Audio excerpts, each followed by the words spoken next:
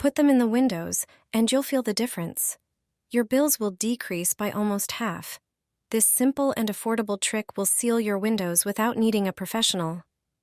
Energy and heating costs are rising at an alarming rate, so it's important to minimize heat loss. It turns out that almost half of the heat that could stay in your home escapes through the windows. To keep the heat, all you need is this simple trick I'm about to show you. Everything you need can be found in your home, specifically in your kitchen. Just grab a dish sponge, which has far more uses than you might think. Start by cutting it into smaller pieces, or cut the sponge into medium-sized strips so they can easily fit into the gaps of your windows. Place these strips between the seal and the window frame, as it's often the faulty seals that cause leaks. You don't need to replace them, just use this trick. Attach the sponge with silver tape at the top and close the window.